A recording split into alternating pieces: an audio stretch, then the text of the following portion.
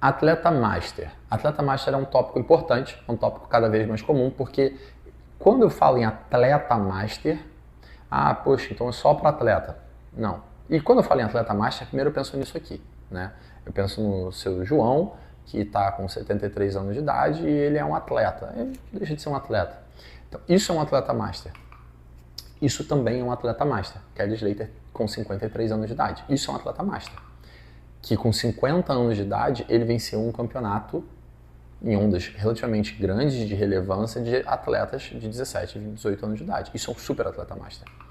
Isso também é um super atleta master. Sim, o Nadal com 35 anos de idade também é considerado um atleta master. Então, um atleta master, por definição, quando tem mais de 35 anos de idade. Provavelmente é a maior parte da população que está dentro do seu consultório, né? A maior parte dos pacientes que vêm te ver, que são atletas, mas eles podem ser enquadrados como master.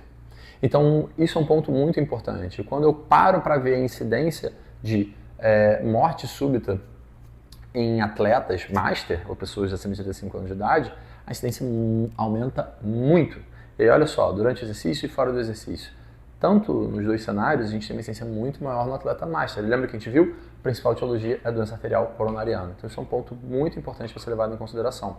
Normalmente, quando eu falo em população master, atleta master, mas a população geral que para dentro de consultório, homens com doenças cardiovasculares, fatores de risco para DAC, dependendo da idade, a própria idade é um fator de risco para DAC, e muitas vezes esses atletas master não são regularmente ativos. E aí isso joga de novo e justifica essa minha incidência. Quando eu lembro quem é o fator principal, está aqui o nosso gráfico também reforçando esse ponto. Então, entender que antes dos 25 anos de idade, cerca de 2% dos casos são relacionados com doença arterial coronariana. Mas quando eu passo de 35, pode chegar até 84% dos casos de morte súbita dentro de um ambiente de exercício físico. Então, isso é muito importante ter em mente. A gente tem ali um estudo muito legal de 2000, 2010, que pegou 59 maratonas e meia maratonas, com quase 11 milhões de participantes, com uma idade média de 42 anos de idade. Idade média de atleta master, né? E foram 99 sendo em cardiac arrest na prova, 59 casos foram verdadeiramente documentados, a maioria foram nos últimos 5 km de prova, com uma incidência de 1 a 184 mil participantes. De novo, os últimos 5 km de prova é um ponto muito importante, porque pode estar relacionado com aumento da liberação adrenérgica, depressão de substrato energético, temperatura corporal aumentada e aumento de arritmias na presença de DAC subclínica. Para quem não lembra, o exemplo lá de alguém filmando, uma pessoa correndo em 2025, numa das corridas de rua, ele cai nos últimos 5 km de prova. Então, é onde é a maior área de risco, é essa parte final da prova, tá? Os 59 casos documentados, a gente tem que, dentre as etiologias mais comuns, lembrando, Estados Unidos, dentre as etiologias mais comuns, a gente tem cardiopatia hipertrófica e DAC. Agora, olha só esse dado. A chance de sobreviver é bem diferente. Nos Estados Unidos, a chance de sobreviver de cardiopatia hipertrófica foi de 44%. E já de DAC foi de 0%. Então, na verdade, ninguém sobreviveu, todo mundo teve DAC, teve uma morte súbita dentro do exercício físico. Já um estudo mais recente, ele compara de 2000 a 2023. Ele pega um número gigantesco de 443 maratonas e meia maratonas, com quase 2 milhões de pessoas, mais de 2 milhões de pessoas participando, e 55 a 65% da população tem acima de 35 anos de idade. E aí, olha como é que fica distribuído os casos de sudden cardiac arrest e de morte súbita. No caso, o total foi quase 34% de letalidade. Quando eu comparo em relação a 2000 e 2009, teve uma redução de quase 50%, tá? No todo número total. E aí, em relação a maratona e meia maratona, né? E aí, quando eu paro para pensar dessa redução, esse estudo já foi muito badalado, o pessoal falou muito sobre isso, os pontos que chamaram a atenção, que podem ter levado a essa redução, a gente vai debater ali na frente, mas o importante também é ver como é que foram descritos os quadros que foram verdadeiramente estudados, como é que isso foi distribuído, está ali.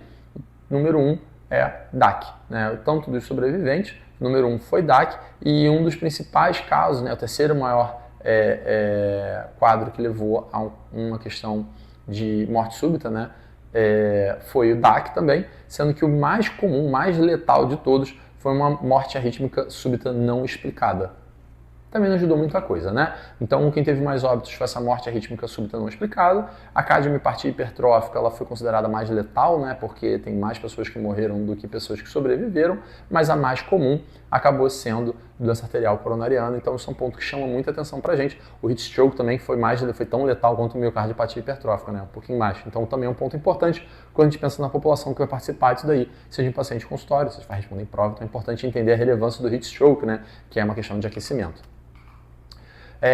Comparando ali, né, que eu falei da incidência que vai flutuando, que vai mudando, os 4 pontos que foram levantados para possivelmente terem responsáveis para essa melhora aí de quase 50% nesses 10, comparando, né, os 10 anos, é a melhora na resposta pré-hospitalar, que envolve como sendo o principal fator de risco, né, uma presença de ideia ao longo do percurso, o uso imediato de ideia por voluntários e equipes treinadas, uma melhora na avaliação para participação, então um maior reconhecimento de condições estruturais e elétricas em atletas recreativos, uma maior conscientização e preparo dos organizadores de prova, que vai incluir protocolos de emergência, simulação de atendimento, e a etiologia mais comum acabou tendo um prognóstico melhor, que foi o próprio DAC. Então isso tudo chamou a atenção e provavelmente estava relacionado a essa melhora.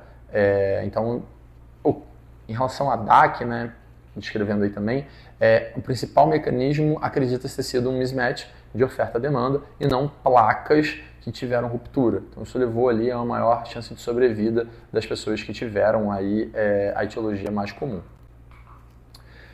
Então é importante destacar, né, que foi a grande mensagem desse artigo, é que a mortalidade não reduziu porque teve menos casos de sudden cardiac arrest, mas sim porque as pessoas sobreviveram mais. Isso provavelmente tem a ver com treinamento. Então, entendendo esse cenário, tanto em esporte quanto em prática de exercício físico, isso já te dá um pouco mais de recurso para entender como é que você pode encaminhar o seu paciente ou até mesmo como você vai responder numa prova, se for o caso.